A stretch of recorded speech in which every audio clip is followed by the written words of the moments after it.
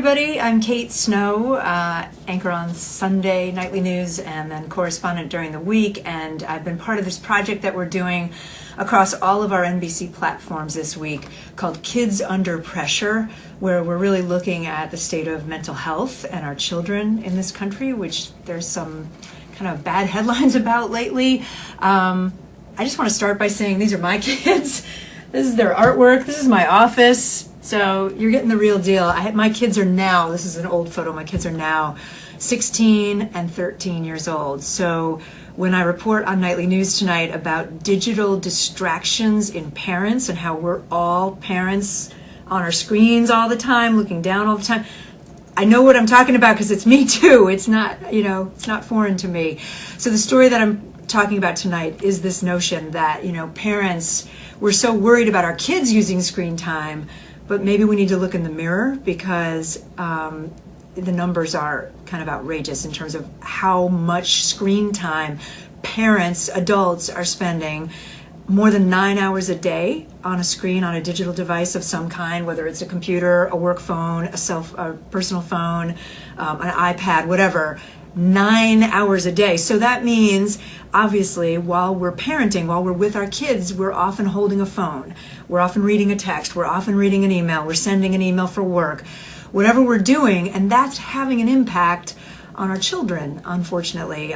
So I've talked to a number of experts for this story tonight, and the general idea is, and the findings are from researchers, what you would expect, that increased use of digital devices by parents in front of children can lead to behavior problems. It can lead to kids acting out because they want your attention. It can also lead to even more serious anxiety and depression and that kind of stuff if it's prolonged over time. There was one study last year that found that the longer a parent is spending on a device, the more angst that causes or pressures and potential problems in the kid, and then it becomes a cycle. The kid acts out and misbehaves. The parent retreats to their phone to kind of get away from it all, and that makes the behavior problems worse. That's what this study last year found. I think this is super relatable to a lot of parents. I know it was for me. As soon as I started really thinking about it, I've actually kind of changed some of my own behavior over the years. And just doing this story has made me think twice about some things. I was talking to my kids last night about trying to keep phones away from breakfast, morning time together. We already do a device-free dinner in my house, which I think is one of the biggest tips that experts have given me. Just don't let the devices come to the table. Just make that put them in a basket, put them aside, make that a digital-free zone.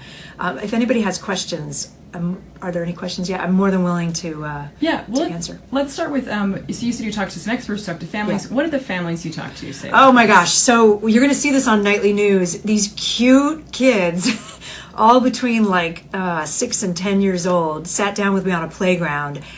First, I talked to the parents. And the parents fessed up. They were really honest. They said, yes, I'm on my device a lot. Yes, I carry it around with me.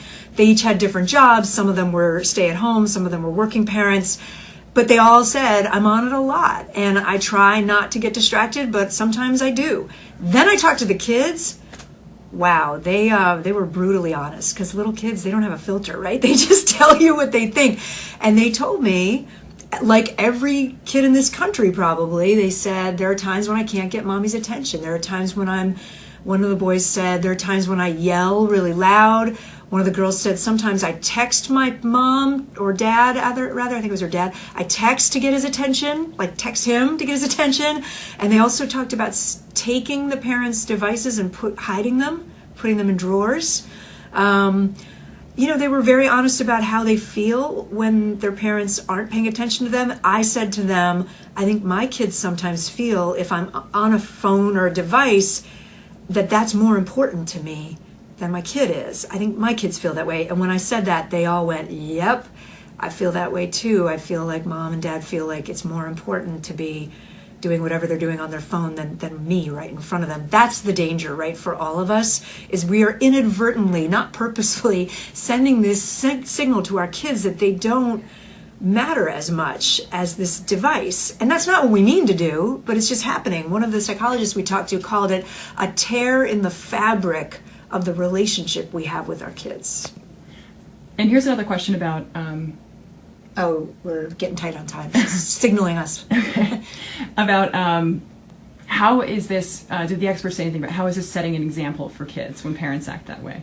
Yeah, well, it's also modeling. Have you ever heard that term? It's we're showing them what to do, and we're modeling that the behavior that's appropriate is to always be on your phone and always be connected, and that's the way they're growing up. And so then when they become teenagers, we shouldn't be surprised, experts say, that they then use their phone so much and we can hardly get their attention because that's what they've seen us do all these years. There's so much more to talk about. I hope you'll read the USA Today essay that I wrote yesterday about parenting teenagers. I know we have a link to it. A lot of people have responded to that. And thank you for watching. Watch Nightly News on Twitter. I'm TV Kate Snow. On Facebook, I'm TV Kate Snow. Send me your comments. I'm happy to answer more questions.